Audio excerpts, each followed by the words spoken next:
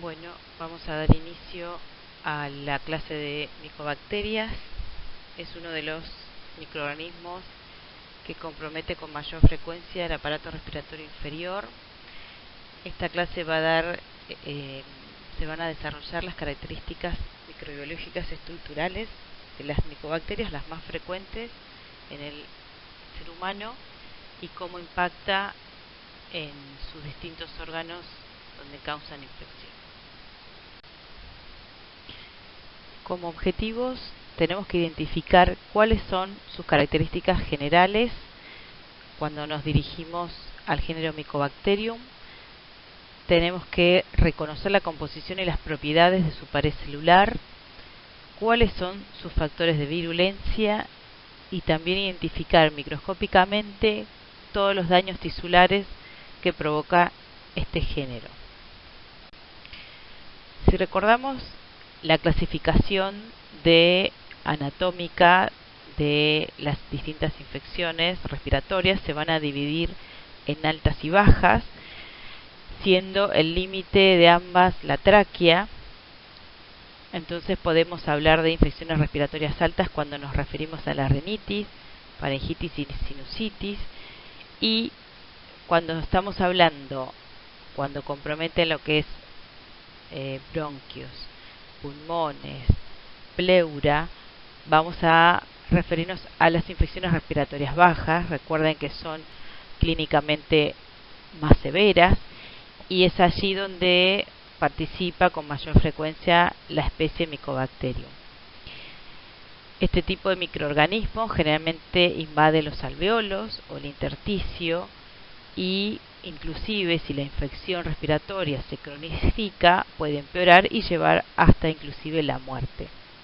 Por eso es importante que ustedes como personal de salud sepan prestar atención en estos pacientes donde ya vienen con un cuadro clínico generalmente crónico y con compromiso generalizado, detectarlos a tiempo y cuanto antes empezar a recibir el tratamiento adecuado y su diagnóstico. Cuando hablamos de infecciones respiratorias, podemos decir que hay dos tipos de origen o de adquisición de la infección. Hay las infecciones generalmente adquiridas en la comunidad, que son la mayoría de los casos, y muchas de ellas se tratan de forma ambulatoria, con una mortalidad mucho menor, y las que son adquiridas en el ámbito intrahospitalario, en pacientes poliinvadidos, con múltiples tratamientos antibióticos, asociados a respirador, a uso de catéteres. Este tipo de microorganismos que se adquieren en este ámbito poseen un alto nivel de resistencia a los tratamientos antibióticos, por lo tanto la mortalidad es mucho más elevada. Y cada vez este porcentaje aumenta a medida que el paciente tiene mayor número de comorbilidades. Por lo tanto, podemos hablar entonces de infecciones adquiridas en la comunidad y de infecciones adquiridas en el ámbito hospitalario. Recuerden que las infecciones respiratorias altas eran las que comprometían anatómicamente por encima de la tráquea, por lo tanto van a afectar generalmente celdillas etmoidales, rinofaringe, y por lo tanto este tipo de microorganismos van a estar asociados a las familias de los estreptococos, también a Haemophilus influenzae, Moraxella, rinovirus a la cabeza, digamos, como las causas virales. Coronavirus podemos decir en este momento pandémico es el predominante, pero es una situación excepcional. También podemos ver cuadros que producen el virus sincicial respiratorio, el adenovirus en menos frecuencia, y el influenza generalmente depende de la zona estacional en el año que nos encontremos. Cuando tenemos que clasificar infecciones respiratorias bajas, podemos armar dos grandes grupos. Hay un grupo de gérmenes que pueden comprometer, dijimos, pulmón, bronquios, pleura, su mayor frecuencia, pueden afectar estos órganos sin una reacción granulomatosa. Acá encontramos un mayor grupo de las bacterias de Streptococcus pneumoniae como el más frecuente, también el Staphylococcus, Clamidia, Mycoplasma, Bordetella pertussis, Haemophilus, y de las causas virales, por supuesto, el influenza, el parainfluenza, metaneumovirus, adeno. Y si nos referimos al grupo de microorganismos que generan una reacción granulomatosa, recuerden que un granuloma es una lesión histológica en un tejido donde hay un conglomerado celular en forma de corona, donde se concentran con un centro donde generalmente hay destrucción celular y después va siendo rodeado por células linfocitarias. Entonces, cuando uno observa este tipo de granulomas a nivel histológico, ve una gran masa redondeada con un centro amorfo, donde puede haber inclusive hasta necrosis. Lo más frecuente que producen este tipo de reacción granulomatosa es el Mycobacterium tuberculosis, que es el que estamos desarrollando en esta clase, pero también hay otros gérmenes que son característicos en lo que llamamos enfermedades oportunistas, como el Histoplasma capsulatum, Paracoccidioides mycosis y Coccidioides posadacea.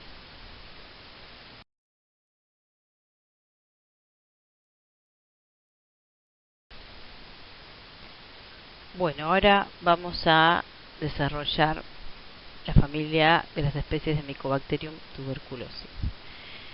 Como epidemiología tenemos que saber que es el agente productor de la enfermedad que llamamos tuberculosis, es de distribución universal y los hospedadores susceptibles son inmunocomprometidos. Como factores de riesgo tenemos que saber que es mucho más frecuente en las personas que viven en una situación de hacinamiento, con inadecuadas condiciones higiénico-dietéticas, que poseen comorbilidades, como por ejemplo cáncer, diabetes, alcoholismo o infección por VIH. Generalmente este tipo de hacinamiento, cuando una persona adquiere esta infección, también puede afectar a los convivientes, donde pasan largas horas diariamente en una vivienda muy pequeña sin una adecuada ventilación. La fuente de infección es el hombre bacilífero, que es cuando nos referimos cuando una persona elimina por vía aérea el bacilo, y esa es la vía de transmisión, inhalar las partículas que contienen el bacilo y van a ingresar por vía aérea a nuestro aparato respiratorio. Es importante saber que es una de las principales causas de muerte a nivel mundial. También el tratamiento, cuando hablamos de tuberculosis, el tratamiento se hace con múltiples drogas porque este bacilo ha adquirido distinta resistencia a estas distintas drogas, por lo tanto requiere un número mínimo de 4 medicamentos diferentes. Por eso cuando hablamos de tuberculosis, la gran mayoría todavía sigue siendo sensible, pero hay un porcentaje muy alto en los pacientes VIH positivo donde adquieren la tuberculosis, que llamamos multiresistente, donde generalmente la primera línea de tratamiento no es suficiente y requieren drogas de segunda línea para curar esta infección. En su gran mayoría son adultos de género masculino. Generalmente es de denuncia obligatoria, pero sobre todo inclusive cuando el caso ya es sospechoso, sin siquiera tener la confirmación, uno debería notificar al Sistema Nacional de Vigilancia. Bueno, como dijimos, uno de los factores de riesgo, si recuerdan, es que hablábamos del hacinamiento.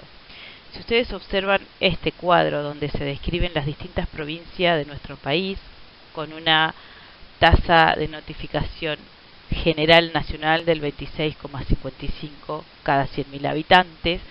Fíjense las primeras tres provincias, Salta, Jujuy y Formosa.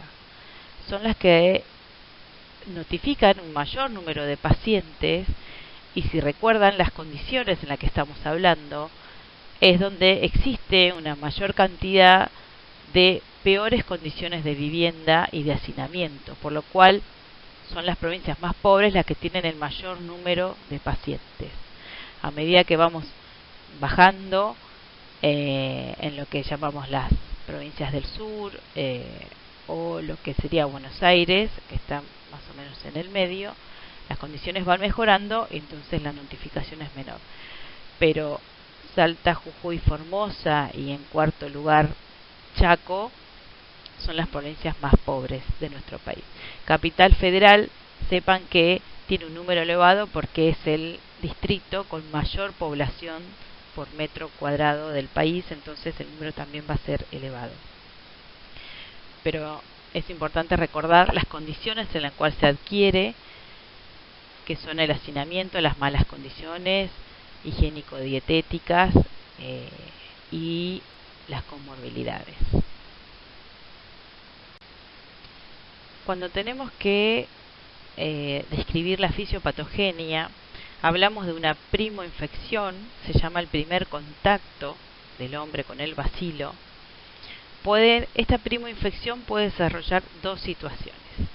Por un lado, puede generar una calcificación del chancro de inoculación y una adenopatía satélite, es lo que llamamos una tuberculosis, si este cuadro, digamos, es lo que llamamos una tuberculosis secundaria. Sin embargo, una tuberculosis primaria progresiva es un cuadro activo que, si no se trata, puede inclusive llevar a la muerte. Puede lograr su curación y finalmente terminar una tuberculosis secundaria. Y esta tuberculosis secundaria puede inclusive llegar a la curación o a la muerte. Pero es importante de que entender, digamos, que no, cuando nosotros tenemos nuestro primer contacto con el bacilo, podemos desarrollar una calcificación del chancro de inoculación o hacer una tuberculosis primaria, como la llamamos. Por eso, cuando ustedes vean los distintos pacientes, a veces como hallazgo en una radiografía de tórax, pueden observar distintos puntos de calcificación en el pulmón. Eso sería lo que hablamos de la calcificación del chancro de inoculación. Es una tuberculosis que no tiene demasiada actividad.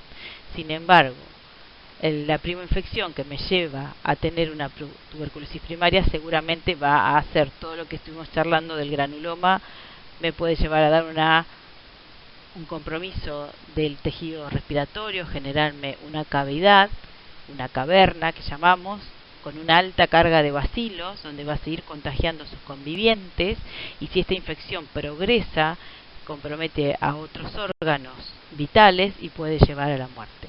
Entonces hay como dos caminos que podemos tener. Eso va a depender de la inmunidad del paciente, de las comorbilidades y de la agresividad del bacilo adquirido. Como características microbiológicas, sabemos que es una bacteria aerobia. Ustedes imagínense que si uno de los órganos con mayor frecuencia comprometido es el pulmón, tiene una elevada concentración de oxígeno, así que estas bacterias están ahí porque necesitan oxígeno permanentemente. Son aerobias estrictas, de contornos cilíndricos, no forman esporas, son inmóviles y tienen morfología variable y no poseen flagelos. No captan fácilmente los colorantes, por eso necesitan una técnica de tinción diferente que, al ser resistente a la decoloración por alcohol o ácido, por esta característica, se llaman bacilos ácido resistentes. Y para identificarlos en los distintos, ya sean las distintas muestras, necesitamos hacer una técnica distinta a la del Gram que aprendimos para identificar las bacterias. Este bacilo no se ve con la técnica de Gram, requiere la técnica de Ziehl-Neelsen.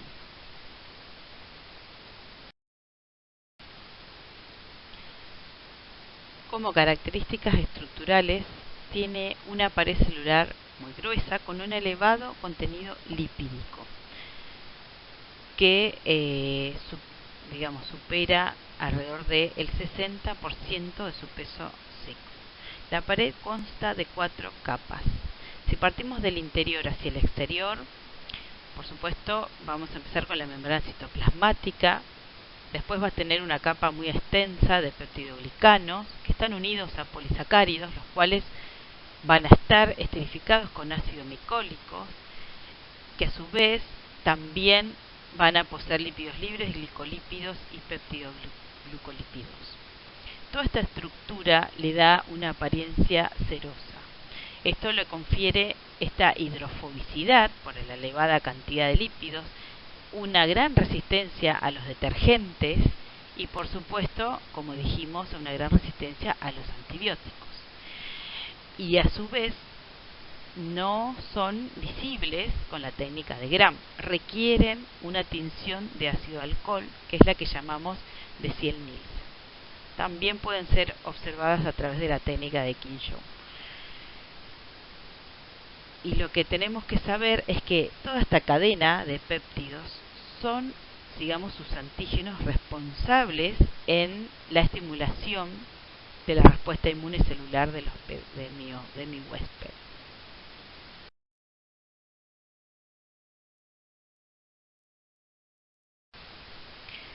Cuando hablamos de la patogenia, recuerden que dijimos que se adquiría por vía aérea, inhalando las partículas que contienen el bacilo. Para eso, recuerden que el hacinamiento es uno de los factores de riesgo más importantes, por lo cual requerimos una exposición prolongada. Por eso los que se van a infectar van a ser los convivientes. Estas partículas que se aerolizan, que contienen los bacilos, quedan suspendidas en el aire, por lo cual pueden ser inhaladas por cualquiera de las personas que convivan con el paciente infectado. Estas micobacterias son opsonizadas por moléculas del complemento y esto permite que pueda ingresar al macrófago de manera eficiente. La replicación inicialmente dijimos que entra por vía aérea, va a llegar a los bronquiolos, los más pequeños, y a los alvéolos, y es allí donde va a comenzar su lesión primaria o tubérculo. Una vez que inicia esta respuesta inmune, las bacterias disminuyen y se desarrolla este granuloma con su posterior liquefacción, que es lo que llamamos el granuloma gaseoso, donde en el centro va a tener un líquido que es el calcium, que generalmente corresponde a la destrucción celular. En este cuadro está la clasificación de micobacterias que frecuentemente comprometen al humano. Tenemos las micobacterias tuberculosis, el Mycobacterium tuberculosis complex, es allí donde tenemos el Mycobacterium tuberculosis, del cual estamos hablando.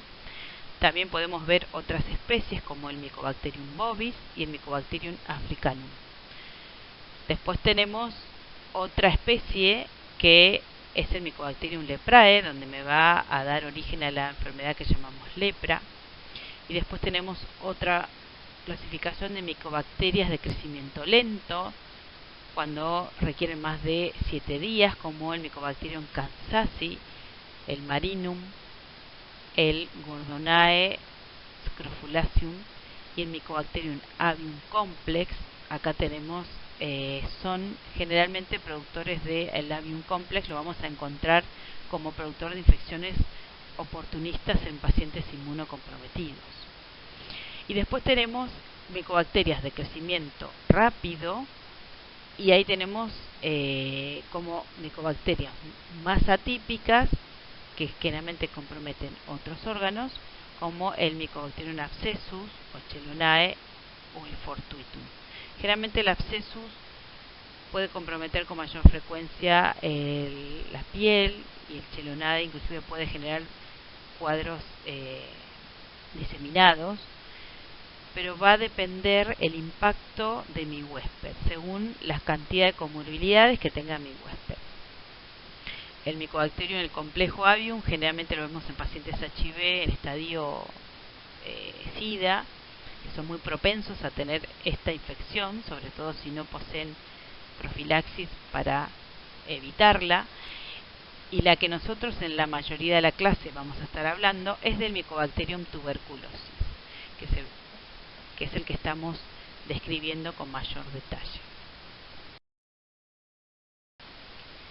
Acá lo que podemos ver a modo ilustrativo son imágenes, fíjense esta radiografía de abdomen, donde si ustedes pueden ver cómo se visualiza casi en perfección la silueta del riñón. Esto es una tuberculosis renal. Generalmente lo que hace es aumentar el tamaño renal y comprometer todo el tejido. Entonces, por eso se visualiza, fíjense, todos los lóbulos del riñón están perfectamente delineados.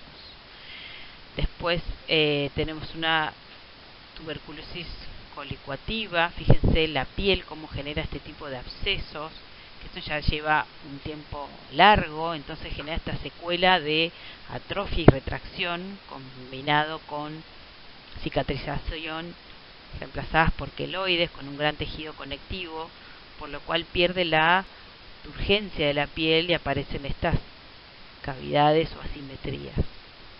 Generalmente estos pacientes tienen abscesos persistentes con múltiples tratamientos antibióticos que no generan la curación de la infección hasta que se hace el diagnóstico, hasta que se sospeche y se hace el diagnóstico y recibe su tratamiento adecuado, seguramente va a tener toda esta imagen secuelar. En estas imágenes podemos ver el compromiso. Fíjense, este es un caso de una foliculitis post-depilación por un Mycobacterium chelonae. Son lesiones en piel crónicas, generalmente resistentes a los tratamientos antibióticos habituales. Si la infección se prolonga, se cronifica y se va pigmentando la piel, inclusive puede dar estas lesiones oculares, por lo cual es importante tener la sospecha diagnóstica precoz para evitar este tipo de lesiones. Generalmente, digamos, esto sería una persona femenina joven, así es que queda en una situación estética también complicada. Hay que sospecharlo en todas las lesiones en piel que no respondan adecuadamente a un tratamiento antibiótico estándar. Hay que sospechar microorganismos más atípicos, tomar una muestra y lograr el diagnóstico. Este es otro caso de una paciente que presentaba múltiples abscesos en piel. También, fíjense la cantidad de lesiones que tiene en forma bilateral. Seguramente recibió múltiples tratamientos y cuando se realizó el diagnóstico y se comenzó el tratamiento adecuado, ya la cicatriz es muy marcada y quedan esas secuelas de estas distintas cavidades. En esta imagen podemos ver claramente cómo nosotros podemos transmitir la tuberculosis a través de nuestras partículas de saliva que se aerolizan en el ambiente. Inclusive no necesariamente tenemos que estornudar o toser. Con el solo habla es suficiente para eliminar estas partículas que son muy pequeñas y son tan livianas que permanecen suspendidas en el aire. Tienen unas gotitas que miden menos de 5 micras, por lo cual es muy fácil la adquisición hacia los convivientes. Dijimos que es un bacilo delgado con una pared compleja. Recuerden que tenían 4 niveles, que eso le confería esta resistencia antibiótica, como también hacia los detergentes, y necesitábamos una tinción específica para encontrarlos, una tinción de 100 Nielsen. Son susceptibles a la luz solar, al calor y a la desecación. Por eso requieren de un huésped inmediatamente, no sobreviven mucho tiempo en el ambiente. es un aerobio estricto y de una multiplicación muy lenta.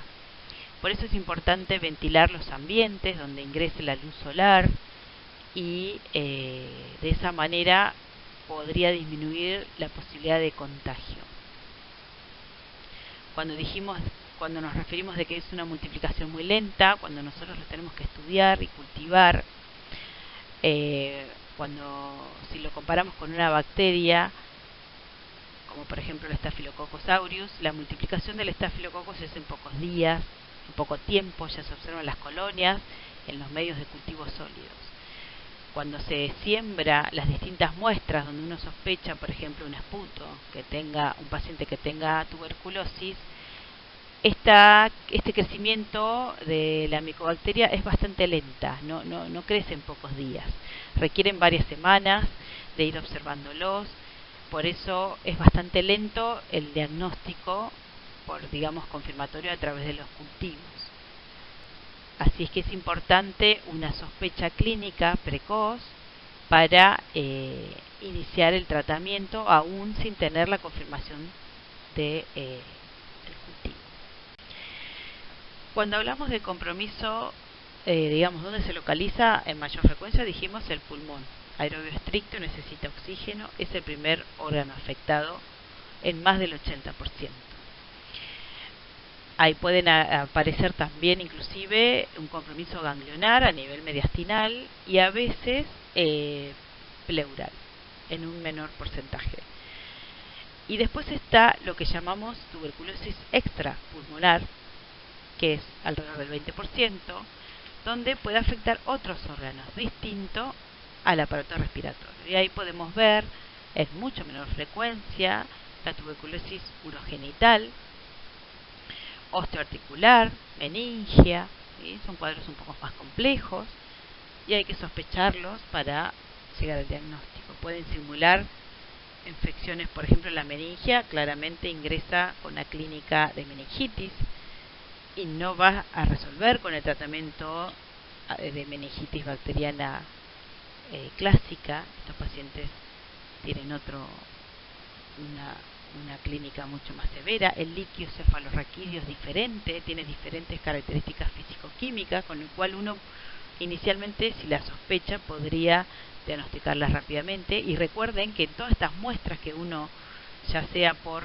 biopsia o por ejemplo, si le hacen una exéresis del riñón o si le hacen alguna exéresis ganglionar, siempre hay que pensar, sospechar y pedir una tinción especial. Recuerden que no se ve por el gramo, hay que pedir tinción de 100 miligramos. Y si estamos hablando de un paciente inmunocomprometido severo, como dijimos, un paciente HIV en estadio SIDA, puede inclusive aparecer lo que llamamos una tuberculosis diseminada o miliar, cuando el compromiso es generalizado y el componente del tejido respiratorio del pulmón no es la clásica caverna que estamos acostumbrados a ver, sino es un infiltrado miliar bilateral de ambos pulmones. Es una imagen muy característica, pero solo se suele dar en este tipo de pacientes inmunocomprometidos severos.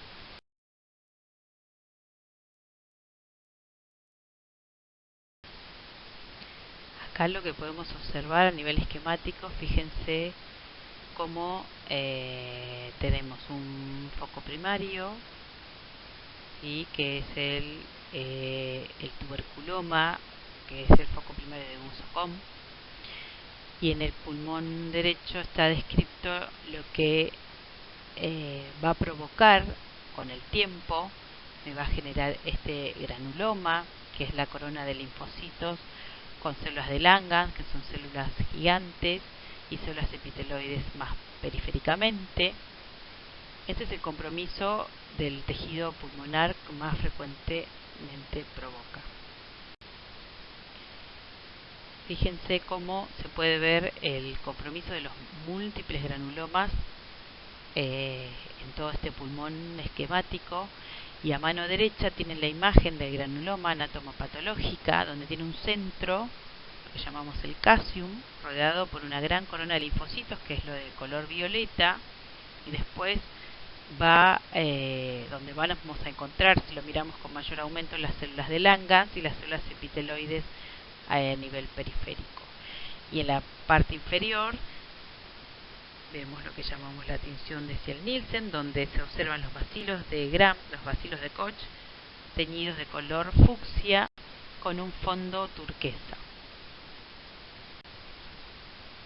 Fíjense, si observan con detenimiento las dos placas que están a nivel izquierdo, vamos a ver estas cavernas o estas lesiones cavitadas en el pulmón con una pared bastante gruesa. Eso es lo que llamamos la caverna tuberculosa o la cavidad que produce este bacilo, y son los pacientes con mayor cantidad, son los más bacilíferos, con la mayor cantidad de eliminación de bacilos activamente, con un alto nivel de posibles contagios.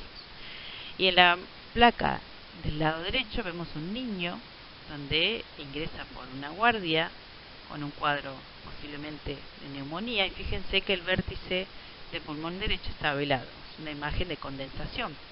También puede pasar inadvertido, pensar que es una neumonía adquirida en la comunidad, y sin embargo seguramente no va a responder adecuadamente al tratamiento antibiótico, y si uno lo estudia con mayor profundidad puede tener una tuberculosis debajo de esa condensación. O sea que la presentación es muy variable y uno tiene que tener muy claro los síntomas, la evolución, las comorbilidades y tratar de sospecharlo lo más precozmente.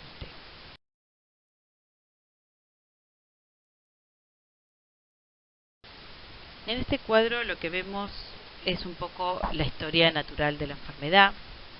También se da, por supuesto, en pacientes inmunocompetentes, que es lo que podemos llamar una persona sana, donde tuvo un riesgo de infección, adquirió la infección, y ya sea por un contacto estrecho de un familiar conviviente o de algún ámbito laboral complicado, con poca ventilación y mucho hacinamiento, también se puede adquirir.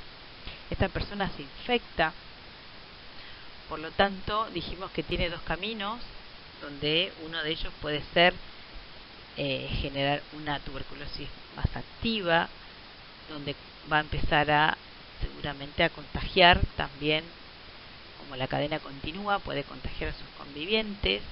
Y si uno no lo sospecha en todo este tiempo, en una clínica respiratoria persistente con tos de más de 15 días, muchas veces que contenga hemoptisis, esta infección puede generalizarse a otros órganos y llevarlo a la muerte. Si en todo este camino de la historia natural, en todos los contactos con el medio de salud, no se sospecha que sea una tuberculosis y no se busca el diagnóstico y no recibe el tratamiento adecuado, puede tener el riesgo de morir. ¿Qué es lo que hacemos a nivel, poblacional para evitar esto? Uno de los métodos, que nosotros tenemos en nuestro carnet de vacunación es la vacuna de la BCG. Si bien la BCG me puede evitar padecer o pasar esta infección en sus formas graves, o sea, el objetivo es evitar compromiso meningio, por ejemplo, o en el caso del recién nacido de una madre embarazada con tuberculosis, es que el recién nacido no genere una infección diseminada. Por eso es necesario recibir la BCG precozmente. Si en el caso de los convivientes, por ejemplo, se hace el diagnóstico de un contacto estrecho de una tuberculosis y no presenta ningún cuadro activo de tuberculosis, todos los menores deben recibir quimioprofilaxis con drogas antituberculosas para evitar que genere la enfermedad. Todos estos puntos son importantes, o sea, no es solo el paciente activo, sino todos sus contactos son tan importantes como el mismo paciente enfermo.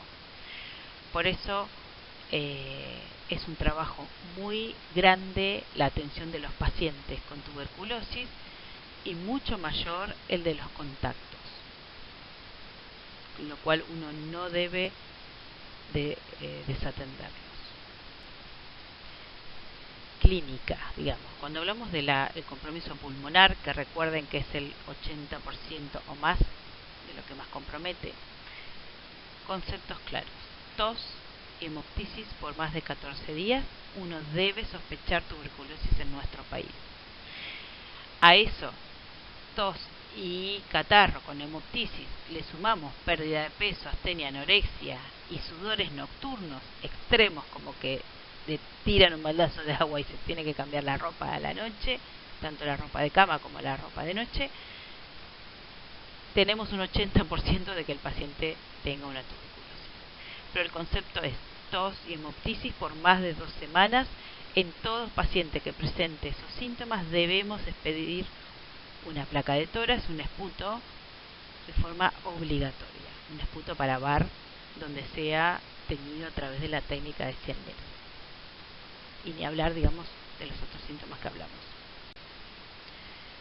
Entonces, ¿cómo hacemos el diagnóstico? Primero, una anamnesis para tratar de identificar este paciente, hace cuánto tiempo que tiene los síntomas, hace cuánto que viene con la tos, hace cuánto que viene tal vez con fiebre, con una sudoración nocturna muy marcada, pueden tener inclusive la hemoptisis, solicitar una placa de tórax como primer estudio, se hace una PPD y una muestra respiratoria, donde vamos a pedir esputos que se van a teñir con Cian-Nielsen, lo que llamamos esputo para VAR.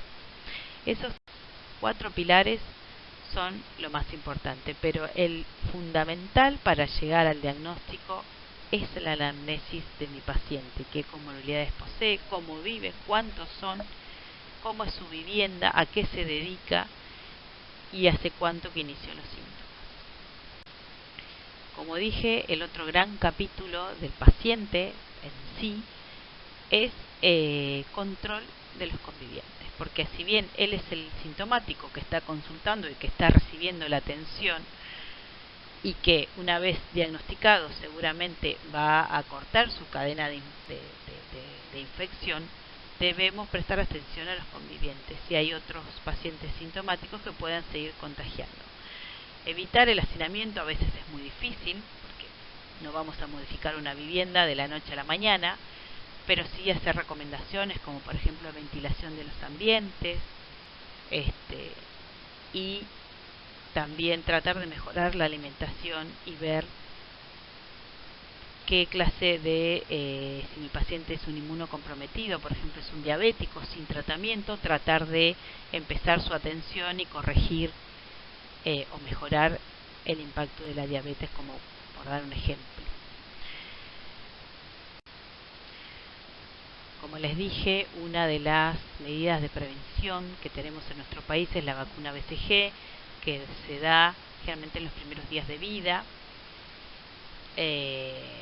Esto está, digamos, en nuestro calendario nacional para el recién nacido, y lo que protege en realidad es para formas graves, las formas diseminadas. No me protege para la forma pulmonar, que habitualmente es lo que encontramos, pero este tipo de compromiso diseminados son las que tienen una elevada mortalidad, por lo cual es una medida fundamental para disminuir la mortalidad. Entonces, volvemos al diagnóstico, la anamnesis, primer paso, fundamental: interrogar cómo viven, qué hace, desde cuándo tiene los síntomas, a qué se dedica, sospecha clínica y por lo tanto seguir con los esputos para VAR, si es que tiene un cuadro respiratorio, una radiografía de tórax para ver el impacto a nivel pulmonar, una prueba de tuberculina, y en caso de que se realice algún tipo de biopsia, ya sea ganglionar, renal o lo que sea, mandar las piezas de anatomía patológica y por supuesto el control de los contactos. Tuberculosis latente. ¿Qué es lo que llamamos tuberculosis latente? Es cuando un paciente se realiza la prueba tuberculínica, la PPD, y nos da positiva. En un inmunocompetente yo esperaría una induración de más de 10 milímetros. En los inmunosuprimidos consideramos positivas con más de 5. Esto lo que me indica es que el paciente tuvo contacto con la micobacteria, ya sea de forma reciente o antigua, pero no, digamos, a una enfermedad. No es que me hace el diagnóstico de tuberculosis, simplemente me marca el contacto. ¿En qué momento vamos a hacer una PPD? Esto va a ayudar cuando sospechamos tuberculosis en los niños, cuando vamos a evaluar a pacientes cuando vamos a evaluar a trabajadores de la salud que hayan tenido alguna situación riesgosa con un paciente con tuberculosis. También en los HIV es un poco discutido el uso de la PPD porque nuestro país tiene una alta incidencia de contacto con el bacilo de la tuberculosis, entonces hay una gran mayoría dentro de nuestra población que me da una PPD positiva y no necesariamente tienen una tuberculosis activa. Entonces, lo que hay que entender es que la PPD me marca un contacto, puede ser reciente o antiguo, pero no una enfermedad activa. Puede ayudar a acercar al diagnóstico, pero no lo confirma. O sea, con un paciente que me venga a ver en el consultorio con una PPD positiva no es suficiente para que yo le indique el tratamiento y piense que tiene una enfermedad que esté contagiando. Hay que estudiarlo. Me marca un contacto. ¿En qué consiste la PPD? Es la prueba de tuberculina. Generalmente es una prueba cutánea donde se inyecta en la cara externa del antebrazo un derivado proteico purificado, por eso tiene las siglas PPD. Es un método para hacer un diagnóstico ya sea de latente o de una tuberculosis, a ver si este paciente tuvo un contacto, ya sea reciente o antiguo. Por lo cual, si la prueba de tuberculina me da negativa y el paciente es inmunocompetente, podemos decir que no está infectado. Si la tuberculina es negativa en un paciente inmunodeprimido o un niño, podemos decir que es negativo y no está infectado. Si la prueba de tuberculina me da positiva en alguien que haya recibido la vacuna BCG en los primeros días de su vida, podemos tener dos caminos. Puede ser negativo y no está infectado, o puede estar positiva, pero porque está transitando una infección activa. Entonces, en este paciente tengo que estudiarlo con mayor profundidad. Y si se da positiva en alguien que nunca recibió la BCG, directamente podemos pensar que está infectado. Pero no es suficiente la PPD para hacer el diagnóstico de tuberculosis. Requiero otras muestras, requiero otros estudios diagnósticos de imagen y muestras biológicas. Esto es un puntapié, una orientación, pero no es una confirmación de ninguna forma. Fíjense cómo es la prueba. En realidad es una inyección de este derivado proteico en la cara, generalmente es anterolateral del antebrazo. Se mide la pápula, o sea, lo que tiene que observarse es la sobrelevación de la piel, no necesariamente la mácula que se pueda producir. Se mide de manera estricta la pápula o la sobrelevación de la piel. Para esto hay que hacer un entrenamiento de cómo se hace la inyección y cómo se mide, porque no hay que confundir la mácula, que posiblemente pueda aparecer en todos los pacientes como una reacción, e informarlo de manera incorrecta. Por eso siempre hay que hacerlo en un lugar con el personal entrenado y capacitado para la lectura y para la inyección del componente proteico. La prueba IGRA es un ensayo de liberación de interferón gamma. Generalmente se hace en sangre periférica. Esto ayuda a complementar el diagnóstico. Es algo muy parecido a la PPD. ¿Qué es lo que busca? Cuantificar el interferón gamma que produce el linfocito T sensibilizado por este contacto con el antígeno del Mycobacterium. Esto no me va a determinar una infección. Lo que sí, tampoco una infección latente activa. Lo que sí se puede mejorar es en los individuos inmunocompetentes, no en los niños pequeños, y su resultado puede ser bastante difícil de interpretar en los inmunocomprometidos, por lo cual no es de uso masivo. Actualmente en nuestro medio no se utiliza, pero existe y sigue en otros lugares, se utiliza de manera rutinaria. Bueno, recordemos, 80% de compromiso pulmonar. El esputo es la muestra de elección, la primera. Un esputo es la forma más frecuente de hacer el diagnóstico, es una muestra sencilla. Generalmente se piden 3 muestras de distintos días. Al aumentar la cantidad de muestras puede aumentar la posibilidad de detectar el bacilo. En la primera, generalmente, si el paciente es bacilífero, ya el 80% nos da positivo. Si no fue, esto tiene una dificultad de la forma, la toma y la calidad de muestra, o sea, tiene que tener una gran concentración de esputo y una baja concentración de saliva, o sea que la muestra sea prácticamente bronquial. Y el esputo es una de las muestras de elección por su sencillez, por su accesibilidad, por la tinción sencilla, decía el Nielsen, que uno hace sobre el esputo, y la rapidez en la cual hacemos el diagnóstico. Esto con respecto a la tinción. Y por supuesto, bueno, ¿por qué pedimos 3 muestras? Porque va aumentando el porcentaje de posibilidad de diagnóstico en caso de que la primera muestra no fuera suficiente. Fíjense, el primero detecta el 80%, con la segunda muestra aumentamos un 15 más, y con la tercera muestra podemos decir con un 100% que el paciente es positivo o 100% que es negativo. Siempre, por supuesto, va a depender de la calidad de la muestra. No importa que lleve 3 muestras, si son saliva no las voy a encontrar, tienen que ser muestras de calidad, prácticamente bronquiales.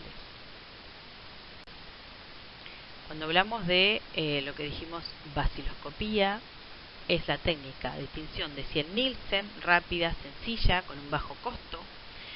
Esto detecta rápidamente los bacilos, por lo tanto uno puede cortar la cadena de contagio con estos pacientes, empezar un tratamiento precoz, solicitar los estudios complementarios que necesito y atender a los convivientes, a los posibles contactos.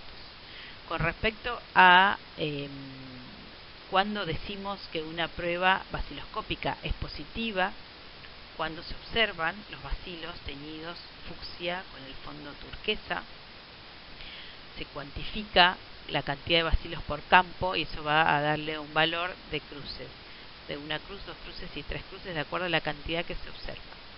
También es útil, por supuesto, para el diagnóstico. Es altamente, con un valor predictivo positivo muy alto.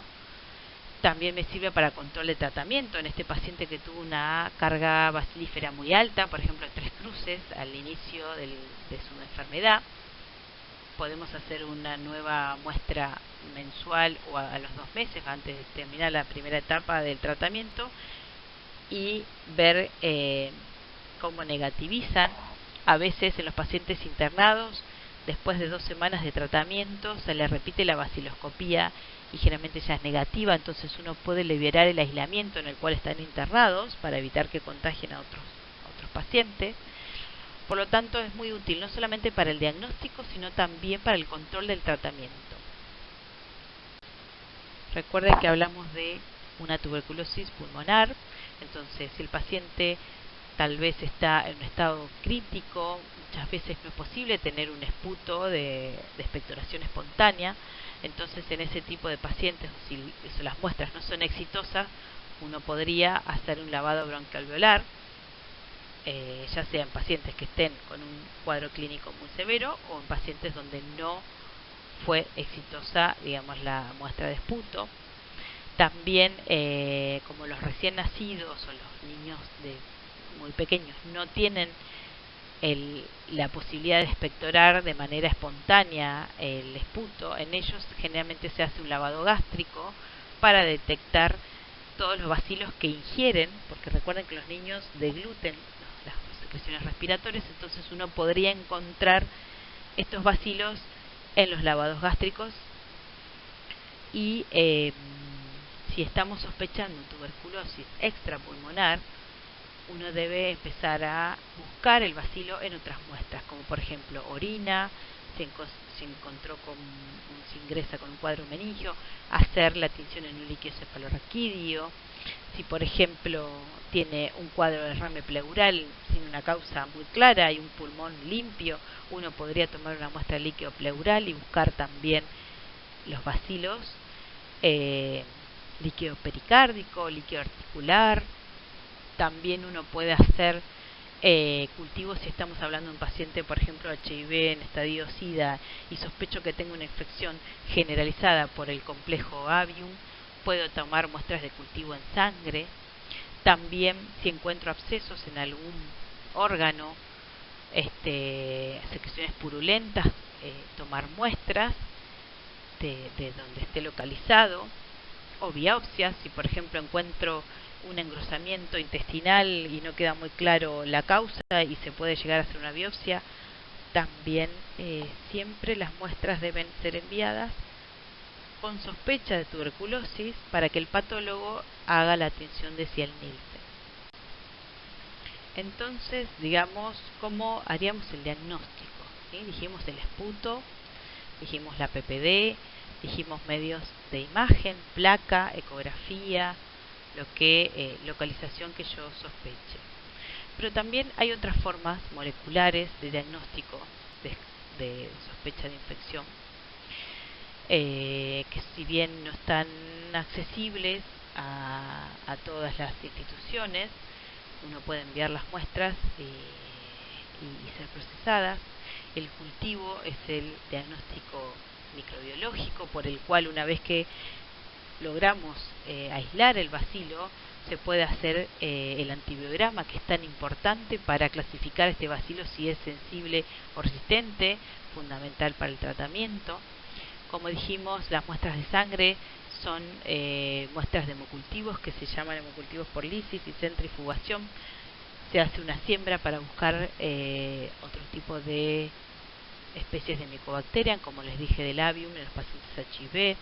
Entonces, pero en su gran mayoría, volvamos a resumir, digamos, la tuberculosis en un 80% compromete el pulmón, por lo cual son fácilmente accesibles con un esputo para VAR, una baciloscopía.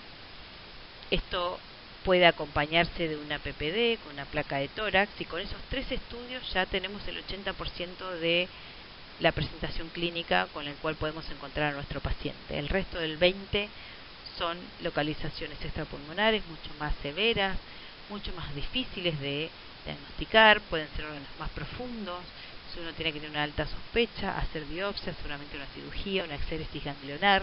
Entonces, si el paciente es un inmunocomprometido severo, pensar en Mycobacterium avium, distinto del paciente que tose con sangre de más de 15 días. Todo va a depender de la anamnesis que hagamos sobre este paciente, y cuanto antes lleguemos al diagnóstico, mejoraremos su sobrevida y su mortalidad.